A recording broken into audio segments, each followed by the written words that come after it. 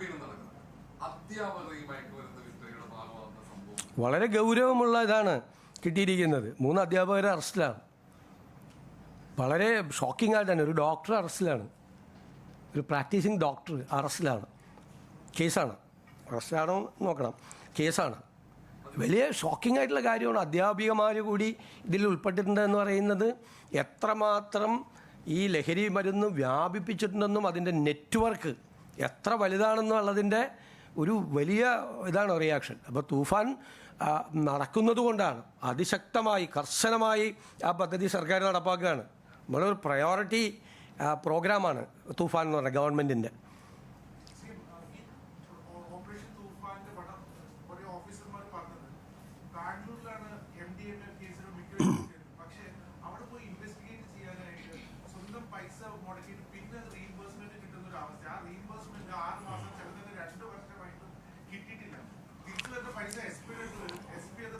അല്ല, അതൊക്കെ നടപടിക്രമങ്ങളെല്ലാം ലഘൂകരിക്കും. നടപടിക്രമങ്ങൾ അങ്ങനെ ഒരു പരാതി ശ്രദ്ധയിൽപ്പെട്ട് കഴിഞ്ഞാൽ അതൊക്കെ പരിഹരിക്കും. ഇതിന് പണവും കൊടുത്തിട്ടുണ്ട്, നമ്മൾ ആവശ്യമായ പണവും കൊടുത്തിട്ടുണ്ട്. ബജറ്റിൽ തന്നെ ബജറ്റ് പ്രസംഗത്തിൻ്റെ മറുപടിയിൽ പ്രത്യേകമായി പണം ഈ പദ്ധതിക്ക് വേണ്ടി അനുവദിച്ചിട്ടുണ്ട്.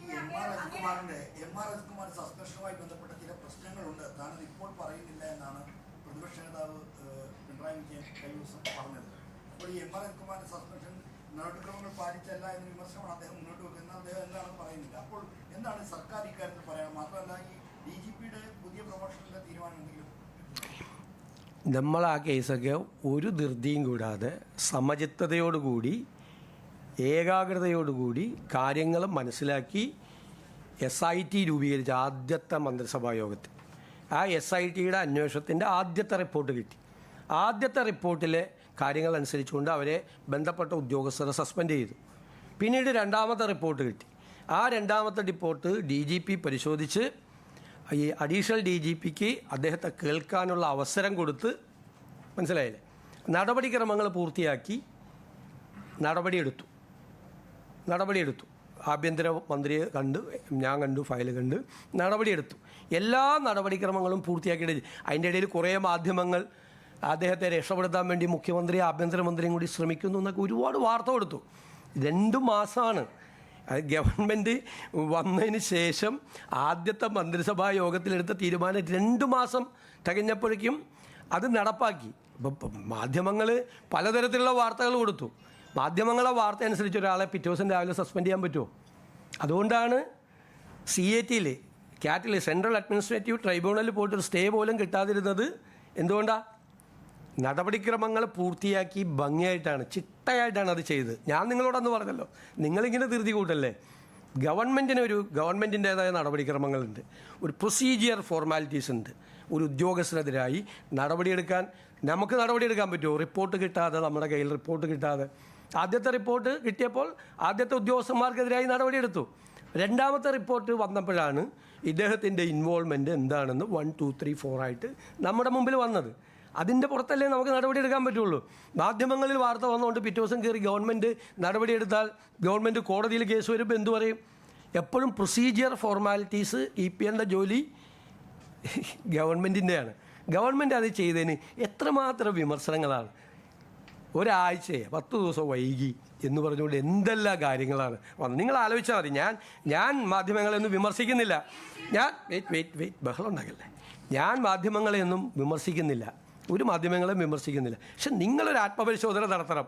ഈ കാര്യത്തിൽ നിങ്ങൾ കുറേ ദിവസം 10 ദിവസക്കാലം കൊടുത്ത വാർത്ത ശരിയായിരുന്നോ, അതായിരുന്നോ ശരി, സർക്കാർ ചെയ്തതായിരുന്നോ ശരിയെന്ന് നിങ്ങളൊരു പരിശോധന നിങ്ങളുടെ എഡിറ്റോറിയൽ റൂമിലെങ്കിലും നടത്തിയാൽ നന്നായിരുന്നു. എൻ്റെ ഒരു റിക്വസ്റ്റാണേ.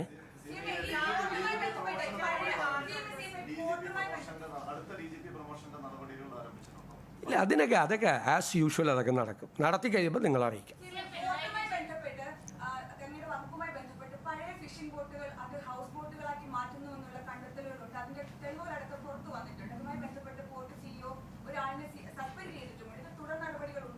തീർച്ചയായിട്ടും നടപടി എടുത്തല്ലോ, ബാക്കി പരിശോധിക്കും. അത് നേരത്തെ ചെയ്തു തുടങ്ങിയ കാര്യമാണ്. ഈ ഗവൺമെൻറ് വന്നതിന് ശേഷം ചെയ്ത കാര്യമല്ല, നേരത്തെ ചെയ്ത കാര്യമാണ്.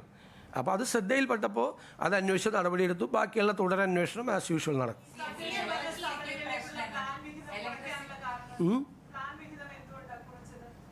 പ്ലാൻ വിഹിതമൊന്നും കുറച്ചിട്ടില്ല. അതൊക്കെ തെറ്റായ കാര്യം. പ്ലാൻ ആദ്യത്തെ ഗഡു കൊടുക്കാൻ പോവല്ലേ.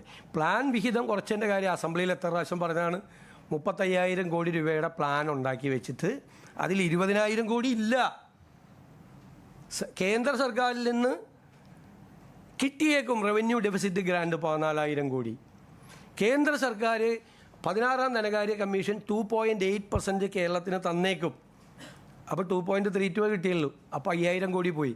20,000 കോടി ഇല്ല. ഞാൻ പറഞ്ഞാൽ എത്രയോ പ്രാവശ്യം പറഞ്ഞതാണ്.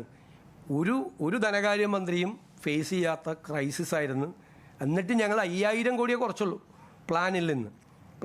എന്നിട്ട് SC/STയുടെയും ഫിഷറീസിൻ്റെയും നിലനിർത്തുകയും ചെയ്തു. 35,000 കോടി പ്ലാൻ ആയിരുന്നുവെങ്കിൽ അവർക്ക് എത്ര കിട്ടുമായിരുന്നു, അവർക്കൊരു ദോഷവും വരാതിരിക്കാൻ വേണ്ടി ചെയ്തു. സ്വാഭാവികമായിട്ടല്ലേ 20,000 കോടി ഇല്ലാത്ത 20,000 കോടി എവിടെ നിന്ന് ഉണ്ടാക്കും? അല്ല, അത് പരിശോധിച്ചുകൊണ്ടിരിക്കുകയാണ് നമ്മൾ. സ്പിൽ ഓവർ ചെയ്യണ വർക്കുണ്ട് ഇപ്പുറത്തേക്ക്, അതിൻ്റെ പൈസ കൊടുക്കും നമ്മൾ. നിങ്ങളിതൊക്കെ ഞാൻ പറയാം, സോഷ്യൽ മീഡിയയിലും അല്ലാത്ത മാധ്യമങ്ങളിലും വരുന്ന വാർത്തകളാണ്. നിങ്ങൾ കഴിഞ്ഞൊരു 3 കൊല്ലമായിട്ട് ഈ ഓരോ ഗഡുവും കൊടുത്തിരിക്കുന്ന സമയം ഒന്ന് പരിശോധിക്കുക. നമ്മളൊരു കാര്യം റിപ്പോർട്ട് ചെയ്യുമ്പോൾ ഒന്ന് പഠിക്കുകയും കൂടി ചെയ്താൽ നല്ലതാണ്.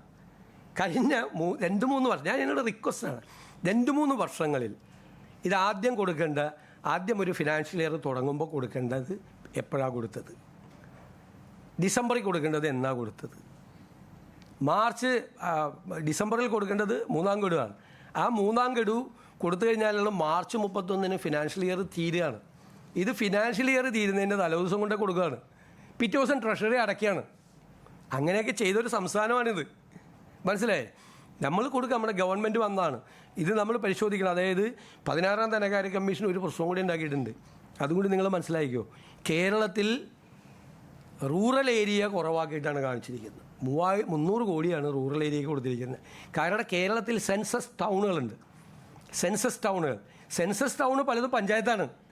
ഈ സെൻസസ് ടൗൺ എന്ന് പറഞ്ഞുകൊണ്ടാണ് അതെല്ലാം അർബൻ ഏരിയയിലേക്ക് കൊടുത്തു. അപ്പോൾ സത്യത്തിൽ റൂറൽ ഏരിയയിലേക്ക് കൊടുക്കാൻ പൈസ ഇല്ല. ഈ കേന്ദ്രത്തിൽ നിന്ന് വരുന്ന ഫണ്ടിനൊരു പ്രശ്നം കൂടിയുണ്ട്. അത് ടൈഡ് ഫണ്ടാണ്, പല നിബന്ധനകളും ഉണ്ട്. അപ്പോൾ ഞങ്ങൾ കേന്ദ്ര ഗവൺമെൻറ്റുമായി ബന്ധപ്പെട്ട് 16ാം ധനകാര്യ കമ്മീഷൻ ഇങ്ങനെ കേരളത്തിലെ റൂറൽ അർബൻ നിർവചനം അവരുടെ തെറ്റാണ് എന്ന് ഞങ്ങൾ ബോധ്യപ്പെടുത്തി ഞങ്ങൾ കേന്ദ്ര ഗവൺമെൻറ്റുമായിട്ടുള്ള ചർച്ച കൂടി നടത്തിക്കൊണ്ടിരിക്കുകയാണ്. സെൻസസ് ടൗൺ എന്ന് പറഞ്ഞിട്ട് അതെല്ലാം ടൗൺ ആണെന്ന് പറഞ്ഞിട്ട് അർബൻ ഏരിയയിലേക്ക് വെച്ചിരിക്കുകയാണ്. അത് പഞ്ചായത്തിന് കൊടുക്കാൻ പറ്റില്ല. ഈ സെൻസസ് ടൗൺ എല്ലാം പഞ്ചായത്തിൻ്റെ കീഴിലുമാണ്. ഒരുപാടെണ്ണം വളരെ മുനിസിപ്പാലിറ്റിയുടെയും കോർപ്പറേഷൻ്റെ കീഴിൽ തെറ്റായ ഒരു അസസ്മെൻ്റാണ് 16ാം ധനകാര്യ കമ്മീഷൻ നടത്തിയത്. അതിൻ്റെ ഒരു പ്രതിസന്ധി കൂടിയുണ്ട് മുനിസിപ്പാലിറ്റികളും കോർപ്പറേഷൻ നേരിടുന്നുണ്ട്. അത് പരിഹരിക്കാനുള്ള നടപടികൾ കൂടി ഞങ്ങൾ